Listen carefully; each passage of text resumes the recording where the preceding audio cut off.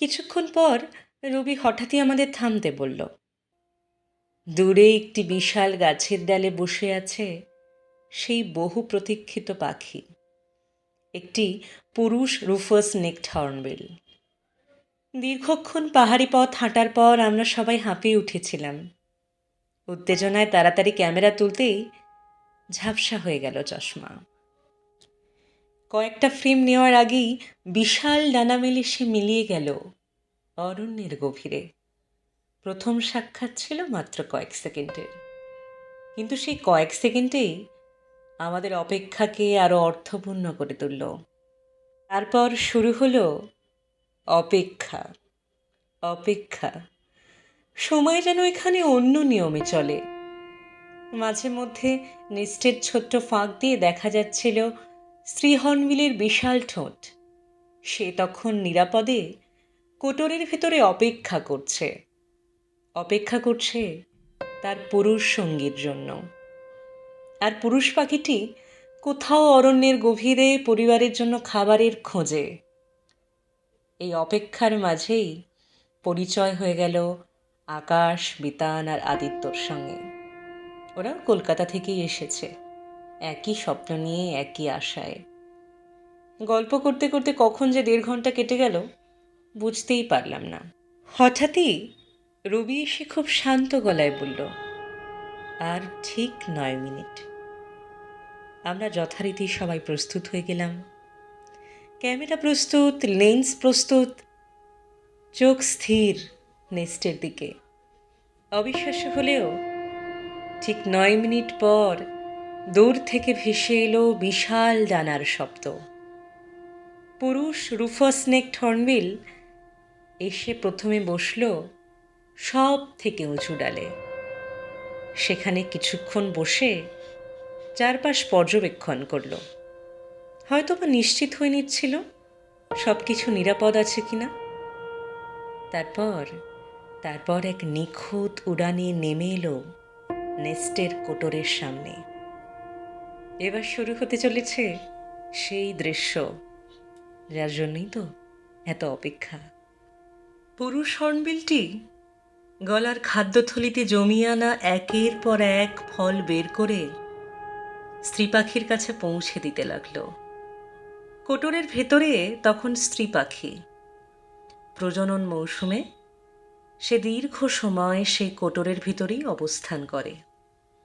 পরিবারের সমস্ত খাবারের দায়িত্ব তখন একাই পালন করে পুরুষ পাখিটি। দিনের পর দিন সে অরণ্যের ভেতরে বিভিন্ন প্রান্তে ঘুরে ফল সংগ্রহ করে। তারপর ফিরে আসে এই নেস্টে। আজ আমাদের চোখের সামনে ফুটে উঠছিল সেই দায়িত্বের এক অসাধারণ ছবি।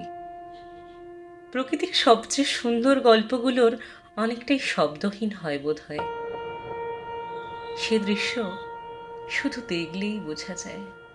রুফাস নেকড হর্নবিলকে অনেকেই ফরেস্ট গার্ডেনার বা বনের মালি বলে থাকেন, কারণ ফল খাওয়ার পর তারা দূরে দূরে উড়ে যায় এবং বীজ ছড়িয়ে দেয়। সেই বীজ থেকেই জন্ম নেয় নতুন গাছ। অর্থাৎ একটি হর্নবিল শুধু নিজের পরিবারকেই বাঁচিয়ে রাখে না, ভবিষ্যতের বন তৈরিতেও গুরুত্বপূর্ণ ভূমিকা পালন করে। রুফাস নেকড হর্নবিল মূলত ফলভোজী। বনের বিভিন্ন প্রজাতির ডুমুর তাদের সবচেয়ে প্রিয় খাদ্য। তবে শুধু ফল নয়, প্রয়োজনে ছোট সরীসৃপ, পোকামাকড়, এমনকি ছোট প্রাণীও খায়। বিশেষ করে ছানার বেড়ে ওঠার সময় খাদ্য তালিকায় প্রোটিনের পরিমাণ কিছুটা বাড়ে।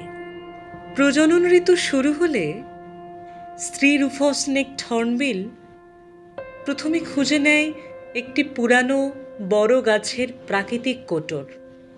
হর্নবিল নিজেরা গাছে গর্ত তৈরি করতে পারে না, তাই তারা নির্ভর করে কাঠঠোকরা বা প্রাকৃতিকভাবে তৈরি হওয়া এই ফাঁপা অংশগুলোর ওপর। উপযুক্ত কোটর বেছে নেওয়ার পর স্ত্রী পাখিটি তার ভেতরে প্রবেশ করে। পুরুষ পাখি বাইরে থেকে কাদা, ফলের শ্বাস এবং অন্যান্য উপকরণ এনে দেয়। স্ত্রী পাখি সেগুলোই ব্যবহার করে কোটরের মুখ ধীরে ধীরে বন্ধ করতে থাকে। কয়েকদিনের মধ্যেই প্রবেশপথ প্রায় পুরোপুরি বন্ধ হয়ে যায়। বাইরে থেকে শুধু একটি সরু ফাঁক খোলা থাকে, যার মধ্যে দিয়েই পুরুষ হর্নবিল প্রতিদিন খাবার পৌঁছে দেয়। এই সময় স্ত্রী পাখি কয়েক সপ্তাহ, কখনো কখনো 2 থেকে 3 মাস পর্যন্ত বাসার বাইরে বের হয় না। তার পুরো জীবন, এমনকি ছানার বেঁচে থাকাও নির্ভর করে পুরুষ হর্নবিলের নিরলস পরিশ্রমের উপর। হর্নবিলদের সম্পর্কে মানুষের মুখে একটি পুরানো বিশ্বাস প্রচলিত আছে। অনেকে বলেন তারা একবার যার হাত ধরে তাকে সহজে ছেড়ে যায় না। পাহাড়ি গ্রামগুলোর বয়স্ক মানুষেরা বলেন, যদি কোনো হর্নবিল তার সঙ্গীকে হারায়, তবে সে অনেক দিন ধরে সেই পুরানো বাসার আশেপাশেই ঘুরে বেড়ায়, একই ডালে বসে থাকে এবং ডাকে, যেন বা হারিয়ে যাওয়া সঙ্গীর অপেক্ষায় আছে। কেউ কেউ বলেন সেই ডাকেও নাকি তখন বিষাদের সুর শোনা যায়।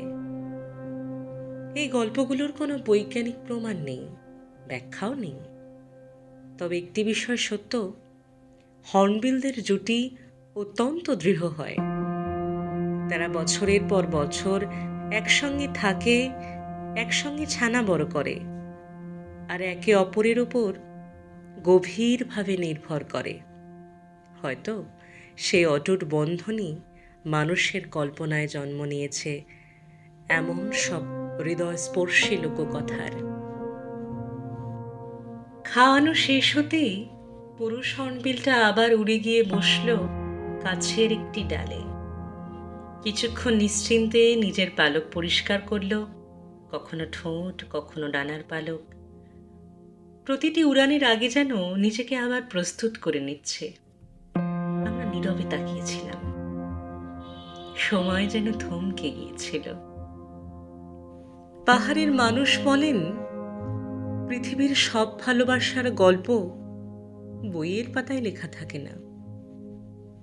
কিছু গল্প লেখা থাকে প্রাচীন বৃক্ষের গায়ে, কিছু গল্প ভেসে বেড়ায় কুয়াশার ভাঁজে, আর কিছু গল্প জন্ম নেয় একটি হর্নবিলের ডানার শব্দে।